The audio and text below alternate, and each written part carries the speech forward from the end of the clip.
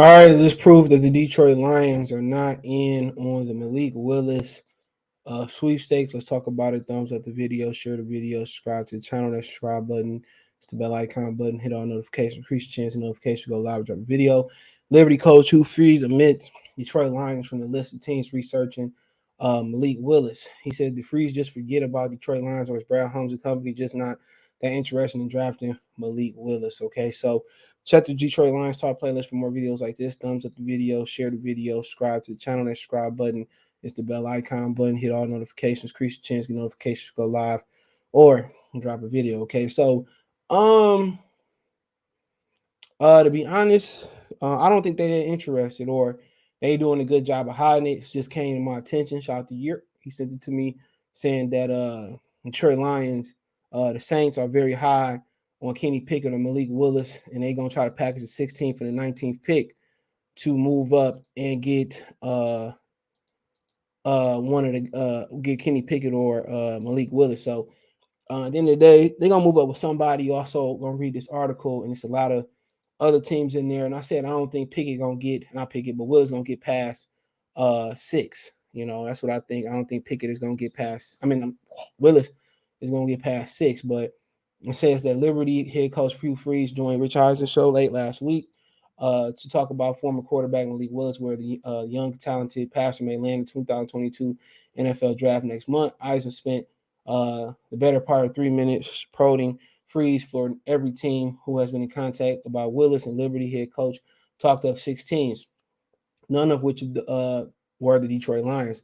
The Lions were mentioned in the entire 14 weren't mentioned in the entire 14-minute interview. Said, "quote I know the teams that have spent the enormous amount of time visiting with me, whether it's Carolina Panthers, Pittsburgh, or Atlanta." All right, Freeze said, "quote All of those have spent Seahawks a lot of time with us, but it's hard for me to keep up." So he said it's hard for him to keep up. He said Freeze later added, "The Washington Commanders met with him for a long time at the Senior Bowl and just got done talking to the Philadelphia Eagles last week. 6 teams, all within the 6 to 20 range, but no Lions mentioned. You never want to read into this. Oh, we all know that." So it also says it's also worth pointing out the Lions just sent Lance New Mark director of player personnel to Willis's pro day, not general manager Brad Holmes or quarterback coach Mark Brunell, who reportedly had another commitment. All right, so and they sent 7 players to see 7 people went to see Kayvon Thibodeau. Now this can be the best Houdini magic trick in the world, where they just faking people out. And like I said before, I have no faith in this organization. All right, I have no faith in them doing the right thing. And I have more faith in them passing up on Willis than taking Willis and him being successful, passing up on him and him going somewhere else to be successful. Now, is this reading into something too much? Yeah, absolutely, it's reading too much into something because guess what? And I said this last week. It's been a lot of times where Lions are brought people in and hadn't brought some players in, and they drafted the players that they hadn't brought in or hadn't met with. So, like I said before, it is what it is. They're gonna go what the fans want to go. They're gonna go predominantly trenches, predominantly defense, and we're gonna be through the same thing next year. If you watch the games, you know I know it's a little hard for y'all to understand, but if you watched the game last year, the defense, despite looking at the names and looking at everything you wanted to look at, the defense was not the problem. You know, the offense put the defense in bad situations and they responded, holding multiple teams under 20 points, holding multiple teams under 25, 30 points. It was a miracle last year. You know, it was a miracle last year. What they did last year was a miracle defensively. You know, they did this without Romeo Core. They did this with a bad apple and what's the dude's name? Jamie Collins. And once Jamie Collins removed, the defense really took off. And that's what people don't understand. Like drafting our defense is gonna change something. All that's gonna make you do is mess up the draft. Best player available has to be it. With quarterback holding the most weight. And the Malik Willis, everything you look in the quarterback taking, you don't take him, 9 times out of 10, he's going to turn out to be a stud. Maybe not. But at this point, I'm over it. If you're not going to take him at number 2, trade down, get more picks. It's as simple as that. But then again, they could be playing possum. Who knows? But I just don't take the organization serious. They just they hurt me too many times. Hate to sound like a Monica song or something like that, but it's true. They let us down too many times. Not taking Justin Herbert. Clearly, Justin Herbert was the number one over. He would have been the number 1 first overall pick had he came out the year before. Didn't take him. Didn't take him. You had Aaron Donald there, who was a beast. That Jim Washburn said he begged him to take. They said he was too small. Ended up with Eric Ebron, who had drop issues. You know what I'm saying? Last year, a lot of people laughed. Oh, the Bengals took Jamar Chase. Oh, Jamar Chase said he can't see the football because it doesn't have the white lines on it. Jamar Chase turned the fuck up in the regular season. So at the end of the day, bro, when you look at the Lions, bro, they're going to continue to do what they've done for the last 10 to 12 years. They're going to draft players in the trenches. They're going to probably draft, they probably won't continue to draft tight ends, but they're going to continue to draft players in the trenches. Guard, interior tackles, edges, stand-up edge linebackers, defensive ends, interior line. That's what they're going to continue to do. That was how you build the football team 10 or 15, 20 years ago. It's different now. But like I said before, people just keep making excuses for Jared Goff. They made excuses for Matthew Stafford. And I used to think I was crazy when people made excuses for Matthew Stafford. I used to think I was like maybe I'm crazy about it, And now they continue to make excuses for Jared Goff, and I wasn't crazy. And like I said before, I thought Stafford can get it done, just not in this situation, which not most people can get it done in this situation. That's the God honest truth. Most people couldn't get it done. Like, it took Joe Burrow, a special guy in Cincinnati, to get it done. It looks like he's a generational talent. So they're going to continue to build this football team. Then they're going to try to plug a quarterback in. Seattle tried to do the same thing. They looked up on Russell Wilson. Cleveland did the same thing. They looked up and traded for Deshaun Watson after he changed his mind. But I mean, it is what it is. Next year, you have Bryce Young. You'll have CJ Stroud, which I don't believe in either one of their programs in them, but hey, it's always exception to the rules. I thought Justin Herbert was the exception, but I really looked at him as the SEC football player. And we'll see. It's not Malik Willis a bust. Sorry. It's not. And if it is Malik Willis a bust, they're doing a hell of a job of hiding it. Like I said, the other quarterbacks that I like as well is Matt Corral, and I like Carson Strong, and that's it. Everybody else, I can wait till next year. But y'all act like y'all ain't see what y'all seen from Jared Goff. So be it. So be it. And next year it's gonna be the same thing. I was kind of saying that in my Piston video last year. People screaming play-in tournament after we got Cade, and all of a sudden it turned into, next year is gonna be the play-in tournament. That's what it's gonna turn into. That's what it's gonna turn into. Next year's a tournament. We complained about Goff all through last season.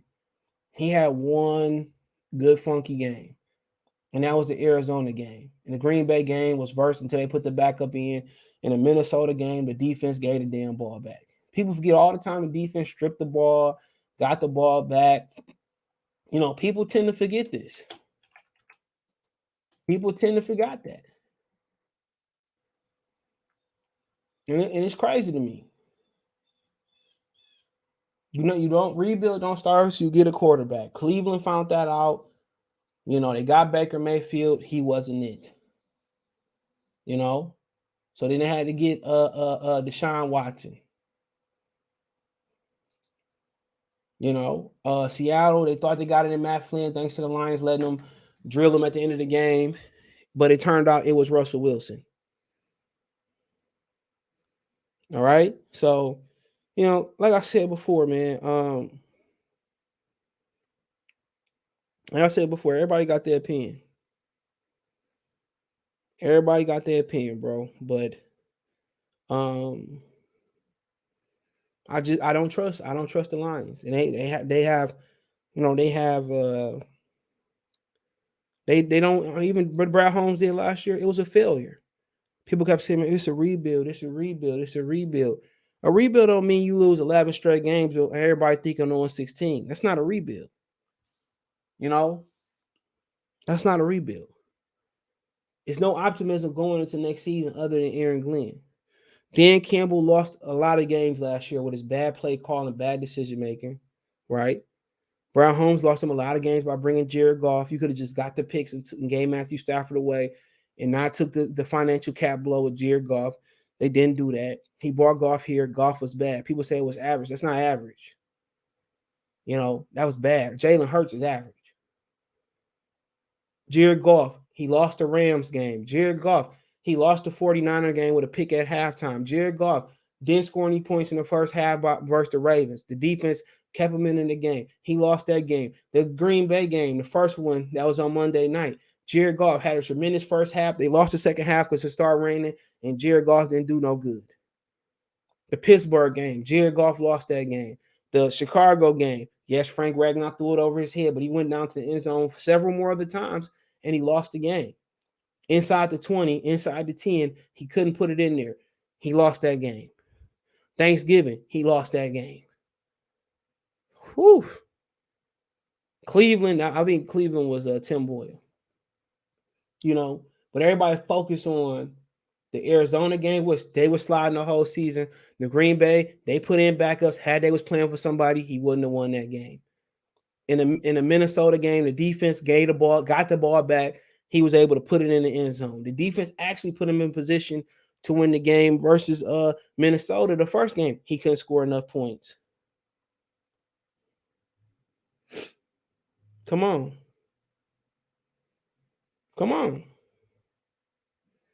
Crazy, right? So, it is what it is.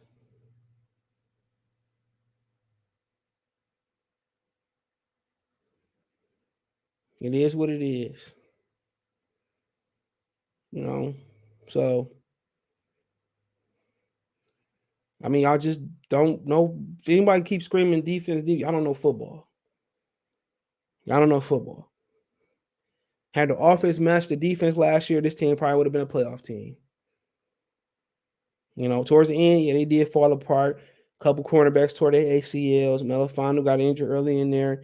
It is what it is. It's like talking to a brick wall. And when I was saying Malik Willis, Michael Mike said he's been seeing Malik Willis since week 4. When I was finally seeing him after the season, I've been saying Malik Willis. Everybody was like, no, defense, Aiden Hutchinson. Now he had his pro day. Everybody, it's sheep. The fan base are sheep. The reason we don't win is because the fan base are sheep. Whatever the media say, they go with. Don't jump on the Willis bandwagon. Get y'all asses back on that Aiden Hutchinson bandwagon. I hope Aiden Hutchinson fought to them. Really do. Take them. I just want to prove my point again. I want to get my point across. I hope they take all defense to get my point across. Because we had good defenses in Detroit since the turn of two. We had one good defense since the turn of 2000. I could think of, and that was Adama Sue and them boys in the Dallas Cowboy game. We need a great quarterback. That's the number one thing. But hey, it is what it is. Let me know what you girls and guys think. Thumbs up the video, share the video, subscribe to the channel. Next subscribe button is the bell icon button. Hit all notifications, increase your chance to get notifications. We go live or drop a video. You can find me on Twitter, Facebook, Instagram. If you have a business question, require response, video request. Twitter's the fast way to Facebook and Instagram. All links in the description. Financially, you want to support the channel? Cash App, $CJ Good 313, Venmo, CJ Good 313, PayPal link in the description. Appreciate the love, support. Let me know in the comment section. Check Detroit Lions Talk playlist.